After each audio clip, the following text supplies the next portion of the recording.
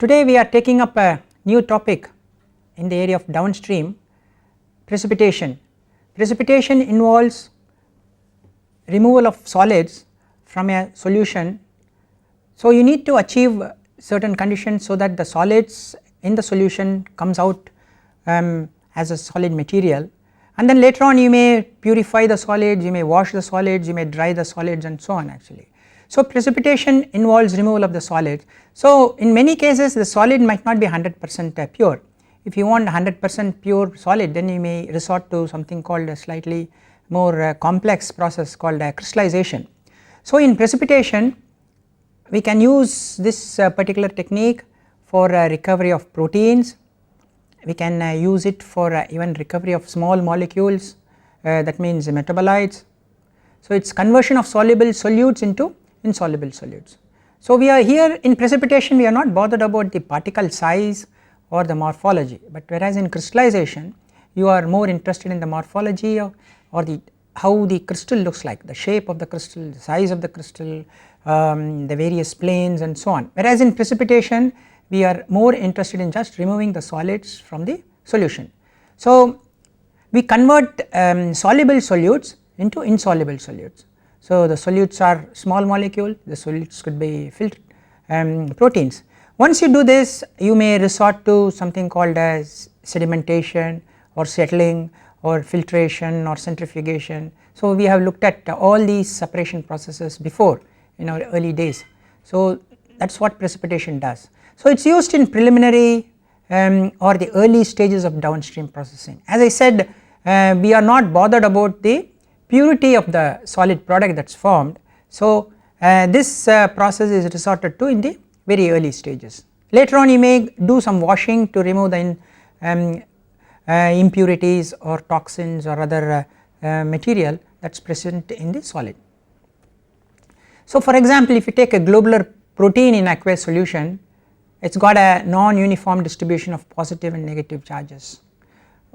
It may have different hydrophilic and hydrophobic regions because some of the amino acids are hydrophobic, some of the amino acids are hydrophilic. So the solubility of these proteins are affected by interactions between various surfaces regions. You have hydrophobic portions, the hydrophilic portions, you have negative charged portions, you have positive charged portions, then you have the water molecules surrounding it. So ideally you are disturbing these interactions so that the proteins agglomerate and then they come out as a solid form, and that is what you are doing in precipitation. Okay. If you look at proteins, they exhibit a negative charge on the surface and attract positive ions to form Stern layer of counter ions close to the protein. Why do proteins have charge? If you look at the peptide bond, you all know what is a peptide bond, right? And proteins are made up of a lot of peptides. So the nitrogen carbon bond here, okay, it is called the peptide bond, and there is a keto bond, C double bond O. So there is a resonance between this particular configuration and this particular configuration. So when this double bond moves down here, this nitrogen is going to acquire a positive charge and this oxygen is going to acquire a negative charge. Okay. So this type of resonance is going to give you a negative charge. Of course it depends on the pH. If too much acidic pH or too much basic pH, this particular resonance is going to get disturbed. Under normal conditions, so you are going to have a negative charge, so it is going to attract positive ions around it, and that is called a Stern layer. Okay.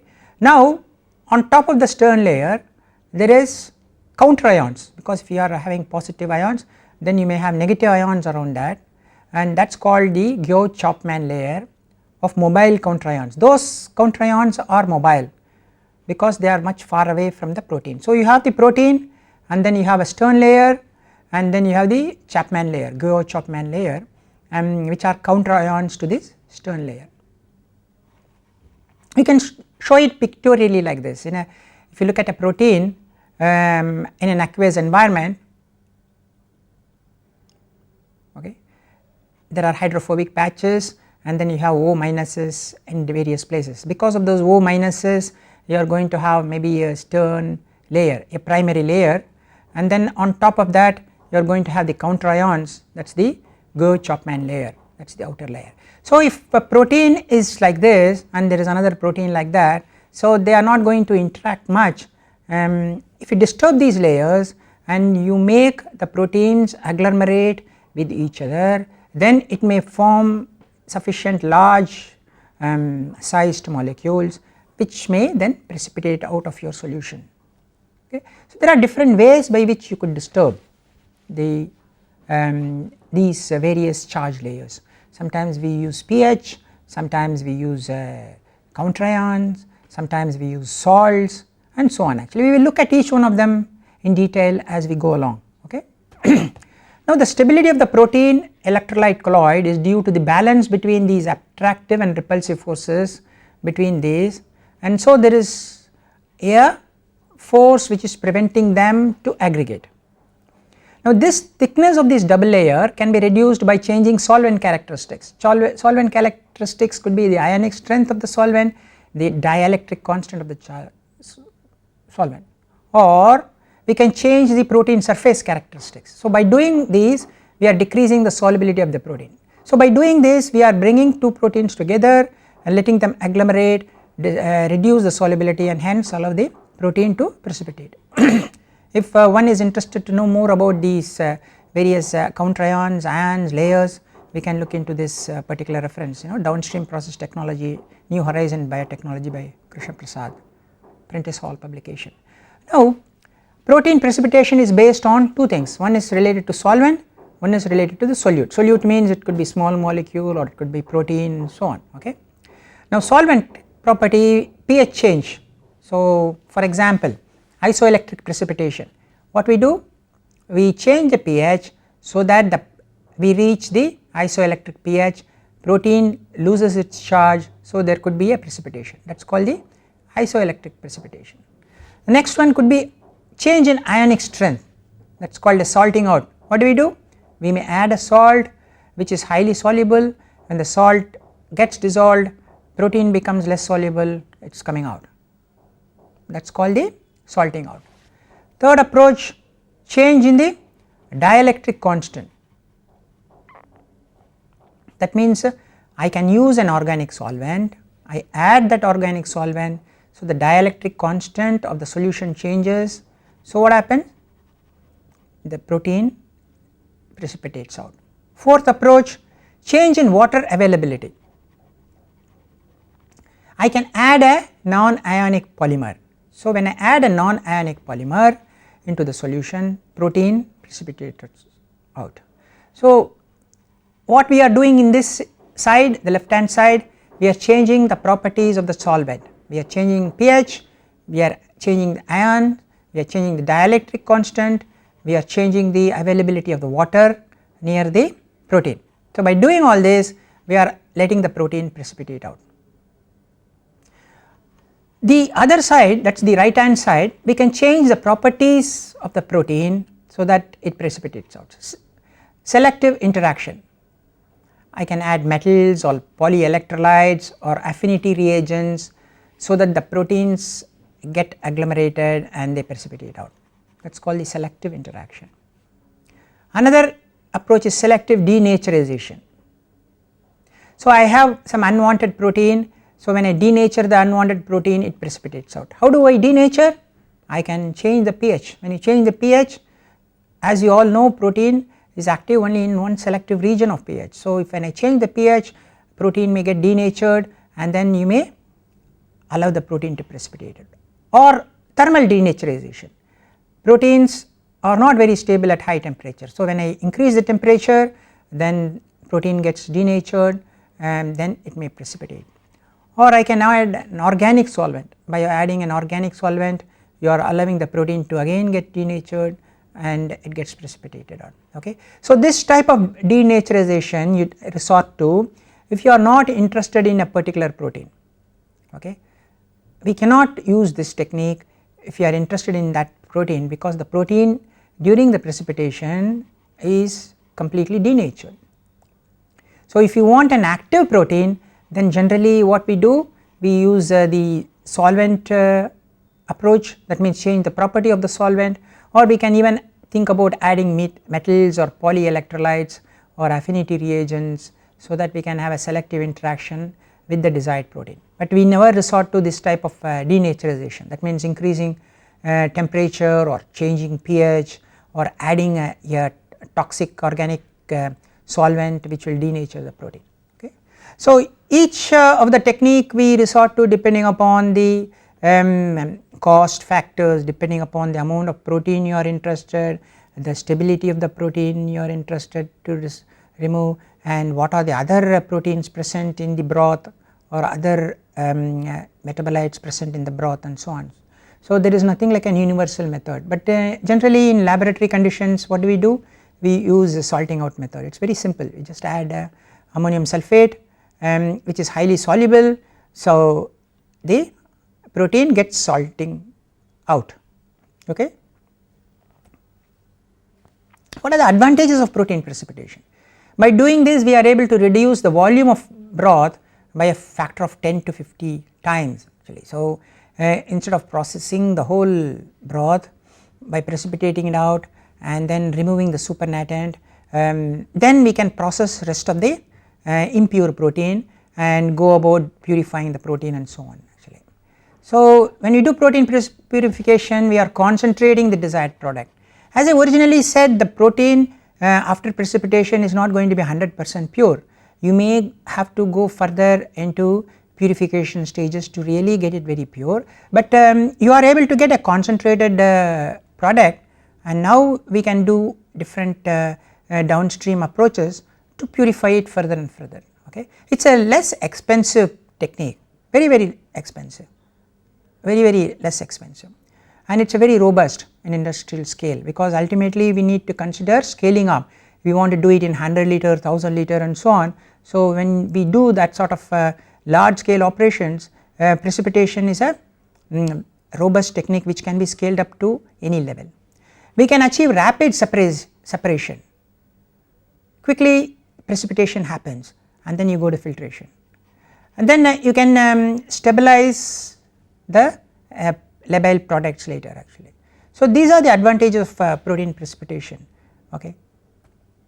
For example, if you take immunoglobulin G, IgG, and albumin of about 99% purity are obtained from human blood plasma in industrial scale by precipitating it in 5 steps. That means we do one precipitation and then again you precipitate, like that you do it 5 times, and then you are able to get almost 99% pure proteins from your human blood plasma, and this is done in a very large scale, industrial scale, without any problem.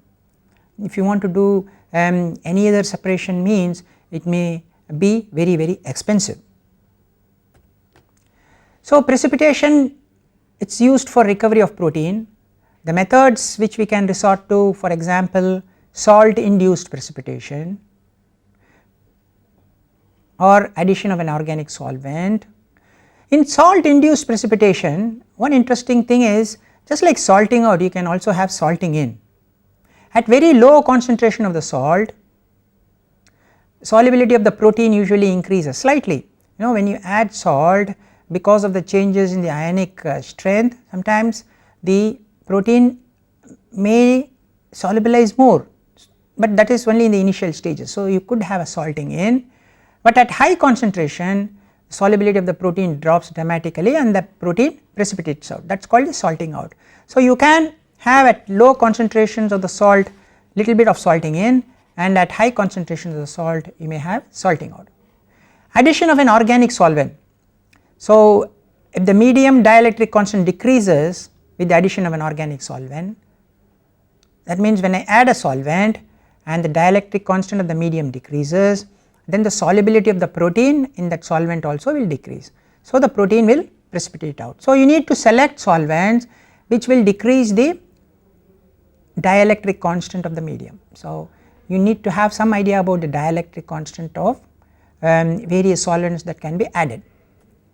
Of course, the most important point, you do not want the solvent which you are adding to denature the protein. So you need to keep that point also in mind. Third approach, changing the pH. We all know what is the isoelectric point. Okay. that is the pH at which the charge on the protein is 0. That means protein will have no net charge at their pA values, and the electrostatic repulsions between the protein are minimum at these conditions. Okay. So, the solubility of the protein also is minimum at its pI, and these pI values differ with different proteins. For different types of proteins you will have different types of pI values.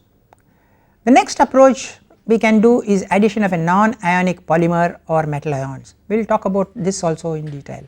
So, we can add a polymer which is not ionic, or we can add a metal ion which will also change the properties of the protein and will allow the protein to precipitate out. If you look at the peptide bond, once again the NC double bond O, the peptide bond, and because of the resonance you are going to have a N plus and a O minus. So, this is in a resonance stage. So, the nitrogen, that is the amino side, and the carboxyl here, no, they are going to give you the charge. At high pH, that means in alkaline conditions the carboxyl groups are ionized, you have a negative charge. Okay. That is at high pH alkaline condition, and the aminos will have lost their protons, there will not be any charge. So, at high pH generally you will find O minus. At low pH with plenty of protons, low pH is acidic condition. So, you are going to have plenty of protons. So, what will happen? The O minus will disappear, okay. The carboxyl will not get ionized, but the aminos are protonated. So, you will have N plus. So, there will be a net positive charge on the protein. So, in acidic condition you will have a net positive charge because the O minus would have become neutral and only the nitrogen will have a positive charge. At high pH in the alkaline condition, what will happen? The positive charge on the nitrogen would have disappeared because you are in alkaline condition, but the O minus will remain. So, you will have a net negative charge. So, pH will alter the charge on the surface of the protein.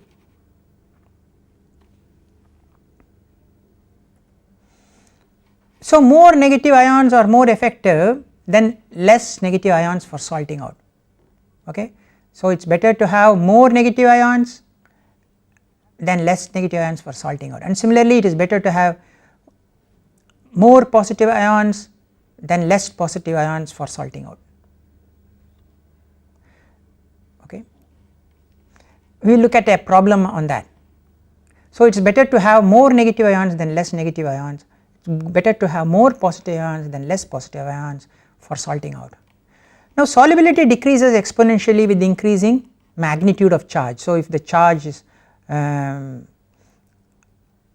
and more, then the solubility will decrease in an exponential fashion. What are the other factors which affects the solubility? Type of reactors I am using. Okay. Am I using a cylindrical reactor, or I am using a tubular reactor, and batch mode, continuous mode, rate of mixing, how fast the agitation is or how slow is the agitation is, what is the length to the diameter of the reactor, and so on. Mode of addition of salt, how am I adding? Am I adding in different lots, or am I adding in one lot, am I injecting in different places? Temperature, as you know, solubility is a function of temperature. So, what temperature am I operating? Am I operating at lower temperature, or am I operating at higher temperature? So, all these factors affect solubility. That means when I am designing a crystallizer, I need to consider all these aspects as well. So, when I am designing a solid liquid separating precipitation, I need to consider all these factors. This is a data taken from a paper called Advances in Colloid and Interface Science 2006. Look at this, the various salts one can think about for salting out proteins and various salts one can think about for salting in, and you are also given the temperature and pH conditions. For example, lysozyme I can use sodium chloride 0 to 40 degrees, pH of 3 to 10, or I can use magnesium chloride, or I can use sodium acetate. Similarly, if I am interested in salting out ribonuclease A, I can use some other salt, and here you see I can use polyethylene glycol of various molecular weight, PEG 400, PEG 20,000 and so on, for precipitating out or salting out lysozyme, beta lactoglobulin and so on actually. So, the temperature conditions are also slightly varying, pH conditions are also slightly varying. If I am interested in salting in, that means allowing more protein to solubilize, that also can be achieved. I can use glycerol and I can salt in lysozyme here, and I can use sodium chloride to salt in beta lactoglobulin. These are the conditions, 25 degrees, 4.6 and so on. So, this particular table tells you what are the various salts that can be used for salting out or salting in. Okay. For example, if you look at various proteins, maximum protein solubility is at a salt concentration similar to that of the cytoplasm, that is about 0.15 to 0.25 molar for eukaryotic cells and 0.3 to 0.6 molar for bacteria. RNA polymerase is more soluble at a 0.3 molar KCl than at 0.25 or 0.35. So, you need a very optimum concentration of KCl to enhance the solubility of this T7 RNA polymerase.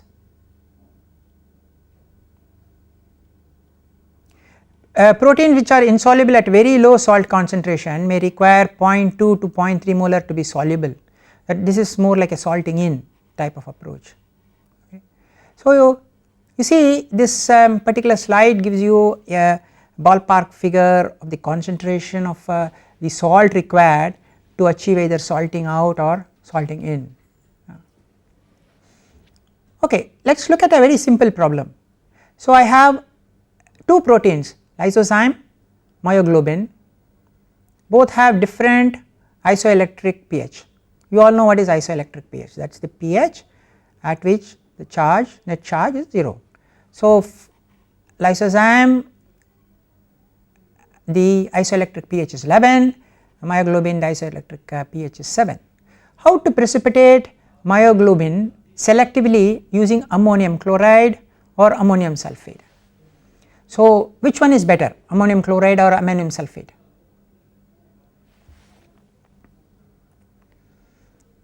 Ammonium sulphate is better because it has got greater charge than chloride. We just saw a couple of slides back, it is better to have higher negative charge than lower negative charge, it is better to have higher positive charge than lower positive charge. Okay. So, ammonium sulphate is better than ammonium chloride. Okay, what is the pH condition, which pH do you like to operate at? Neutral pH, because it is closer to the PI for myoglobin. This is the protein of our interest and not this, because the problem says how to precipitate myoglobin selectively. Okay. So, if I have a mixture of lysozyme and myoglobin, I would use ammonium sulphate and I will work around pH of 7, understand. So, we need to look at the charge on the salt and select, we need to look at the PI value for the protein and select the operating pH.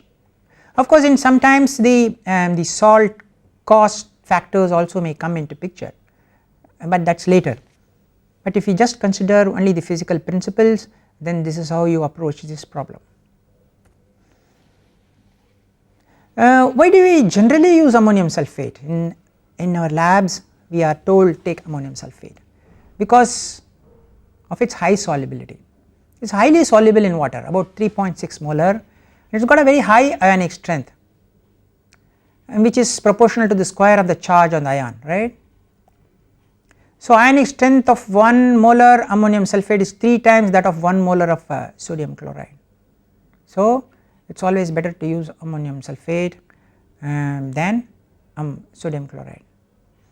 It is not 2 times, but it is 3 times, because I also talked that it is not directly proportional to the charge, but it will be much more exponential.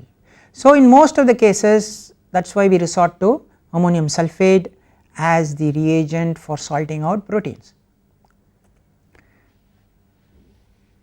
So, if I want to increase the protein solubility with increasing salt concentration, generally it happens at very low salt concentration, 0 to 0.5 molar, very low concentration. So, for salting out, so what is the principle? There is something called common ion effect, you must have studied that long time back. So, in common ion effects we have lowering the solubility, interaction between hydrophobic regions of the protein, salt removes water from the hydrated protein, so it is exposing the hydrophobic regions, so the hydrophobic regions interact and then they aggregate, hence their solubility goes down and hence they come out as solubility. So, ions referred to as Lyotropic series, that is decreasing effectiveness in causing the precipitation of proteins. Suppose I take anions, citrate greater than phosphate, greater than tartarate, greater than sulphate, greater than fluoride, iodate and so on. Okay. If you take the cations, then thorium, aluminium, H plus, barium, 2 plus, right down to calcium and magnesium.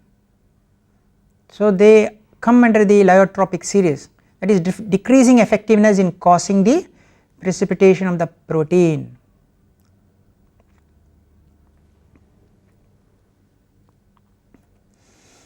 So, if you look at the salting out solubility of a protein as a function of ionic strength, so you may have a graph like this, that is solubility with increasing ionic strength.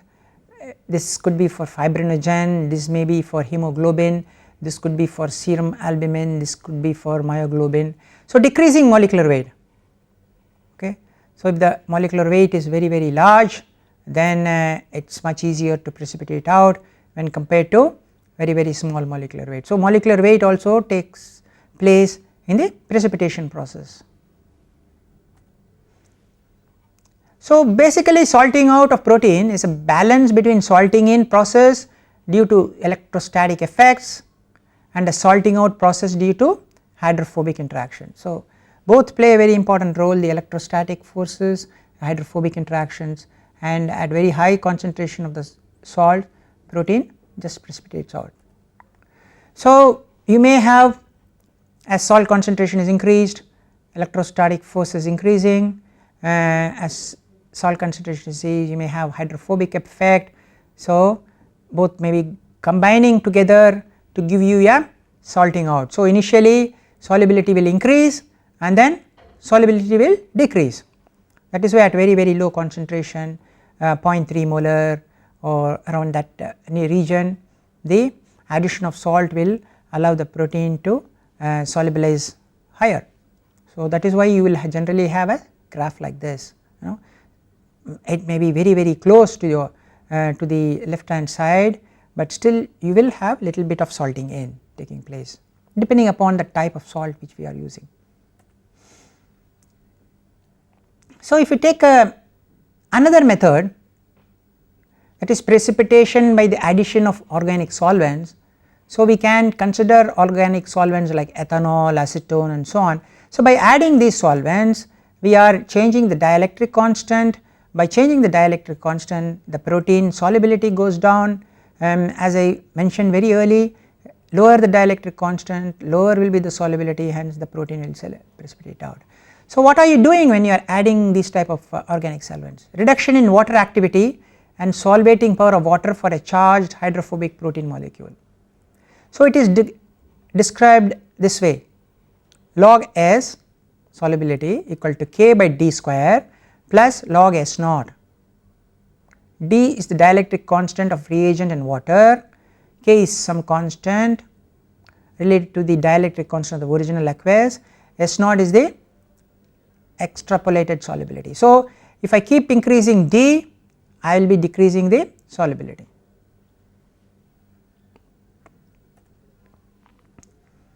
So, involvement of electrostatic forces, dipolar interactions in protein aggregation is supported by the fact that precipitation occurs at lower organic solvent concentration, that is at the isoelectric points of the protein. So, the mechanism of aggregation is similar to that of in isoelectric precipitation. So, hydrophobic interactions play a minor role in protein precipitation because of their solubilizing effect here. Now, at equilibrium the chemical potential of the solid precipitate and the solute which is in the solution have to be equal, right, mu precipitate equal to mu in solution. Now, mu in solution can be given like that, mu naught plus RT ln C. R is your gas constant, T is your temperature, mu naught is the standard chemical potential and C is your concentration. At the concentration is very low, we can call it this equation as RTC, if you remember Van 't Hoff's equation. Okay. So, the chemical potential of the solute in the solid phase is equal to the chemical potential of the solute in the dissolved phase. So, this is at equilibrium. So, if you have solute concentration and mu, that is the chemical potential, when organic solvent is added in small quantity to an aqueous solution, chemical potential of the solute in the mixed medium changes, okay, and varies with the solute concentration. Okay. So, you have the aqueous medium and then you have the mixed solvent as the solute concentration increases, but the chemical potential of the precipitate is always constant because it is a solid material actually. Okay. So, if you look at the chemical potential diagram, this is how it will look like. So, for the aqueous medium, this is the chemical potential graph as a function of solute concentration.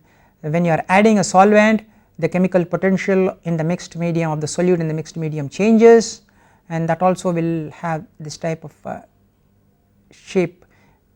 Okay. Whereas, for the solid precipitate, chemical potential will remain constant, that is why it is parallel to the x axis. So, when you are using organic solvent to precipitate, the precipitation depends on the molecular size of the protein. So, if the protein is larger, then I will require lower concentration of solvent to precipitate it out. So, if the protein is smaller, then I will require more quantity of the solvent. So, it is very ideal for very large proteins, you just have to add little solvent and the protein will precipitate out. So, what are the advantages? Quite a lot. The variation in dielectric constant with pH, temperature, ionic strength and protein concentration provides a refined method for protein fractionation. So, that is main advantage of this type of technique actually. Another method by which I can achieve protein precipitation is adding ionic polyelectrolyte. So, it is almost like flocculating agent. What does a flocculating agent do? Suppose you have suspended solids, they are not settling down because they are very light, they are not agglomerating because there are net charge which are repelling each other. So, we add something called a polyelectrolyte which will disturb the charges or neutralize the charges. So, what will happen? Those floating flocculants flocculating, they will come together and they form flocks, and when they form flocks, the weight will be higher, then they may settle down. Okay, that is the process called flocculation. So, same principle is resorted to in this particular approach where you are adding ionic polyelectrolytes. Okay.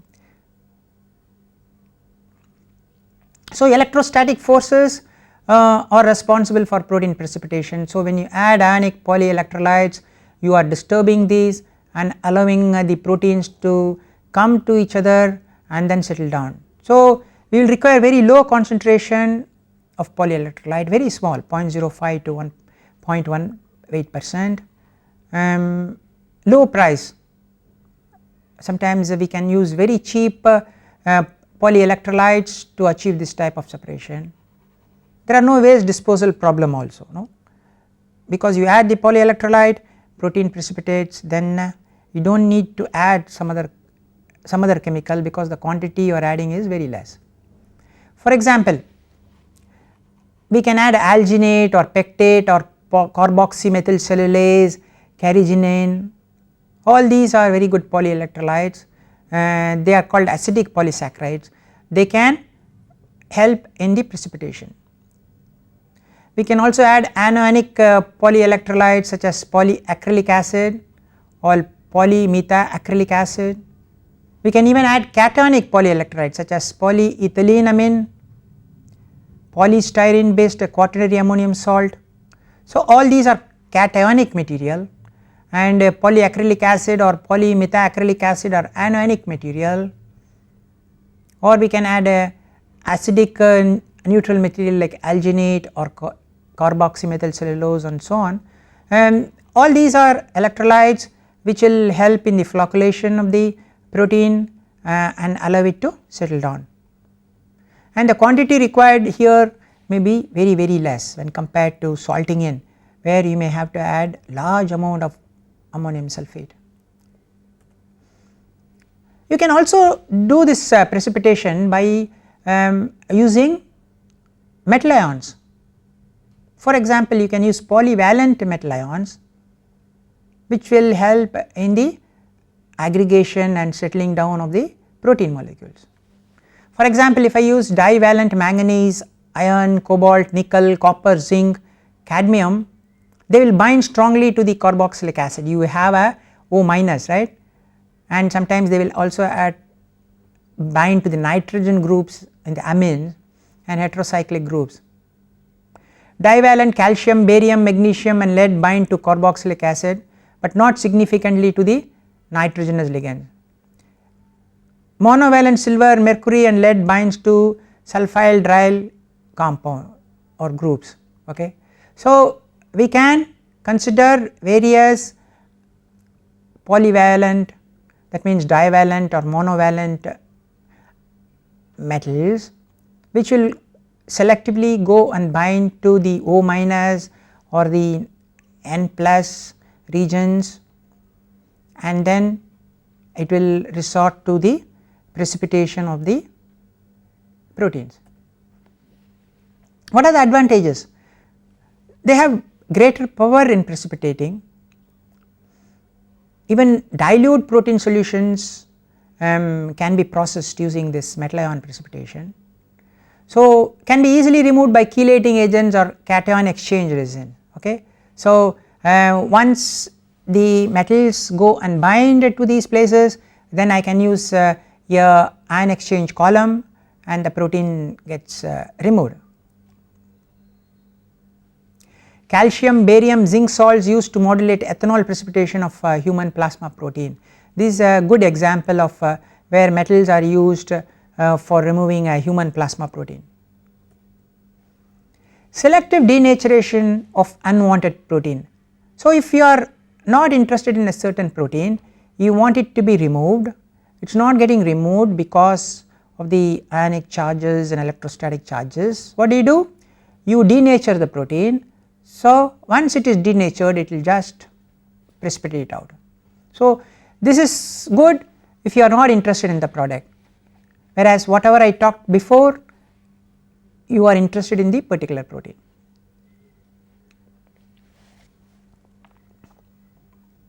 So, for example, I have some proteins which are stable at extreme pH and temperature.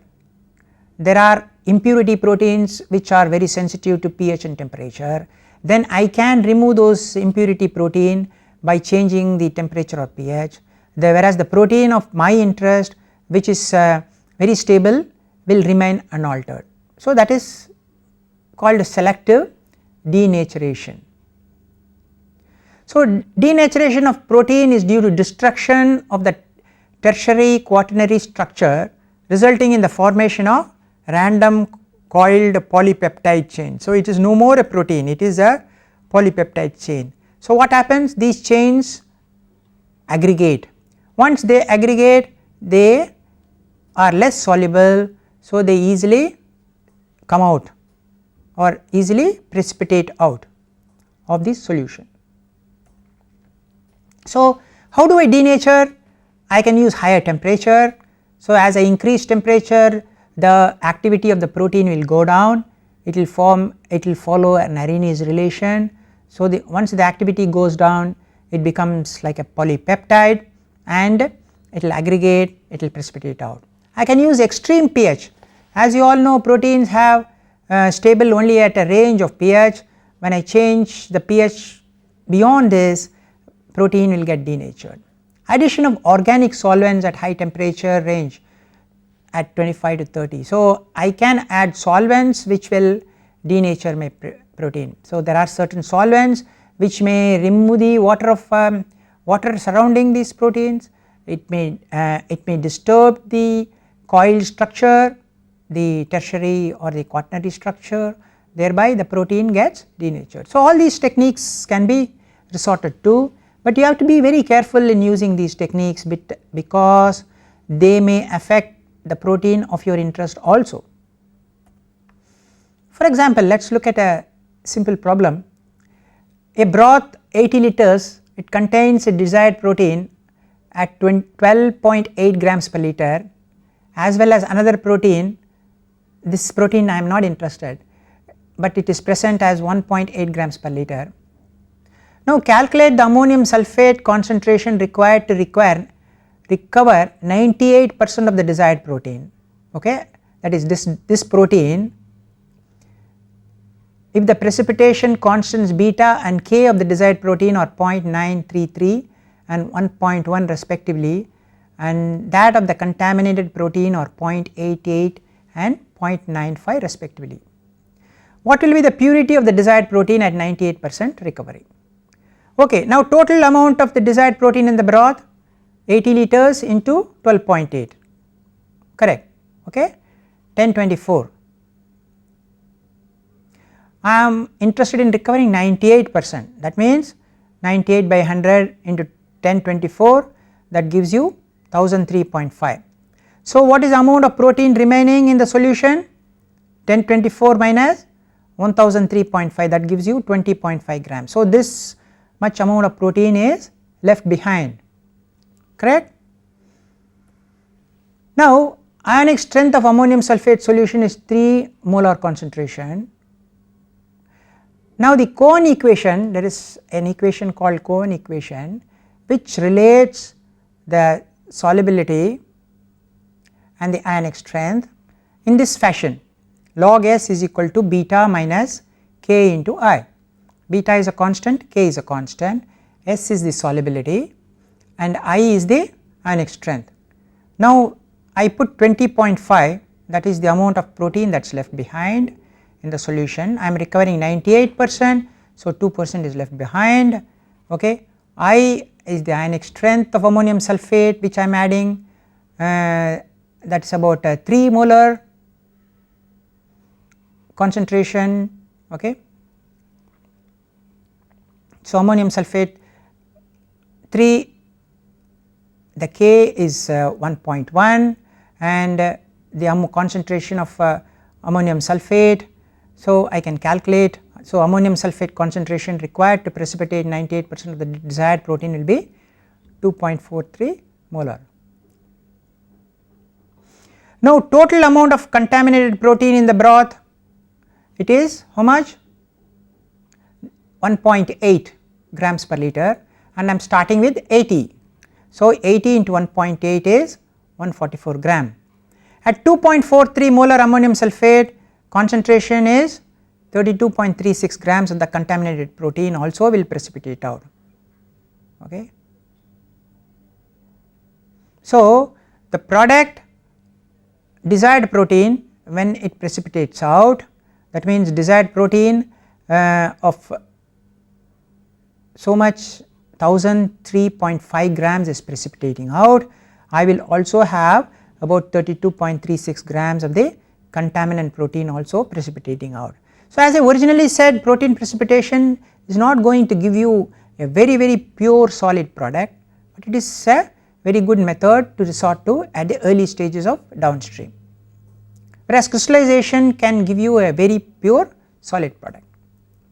So this particular problem tells you something. There is a equation called Cohen's equation which gives you some idea between the solubility and the ionic strength. This is used for salting out technique, and these are constants, the beta and the k. So log S is directly related to the ionic strength.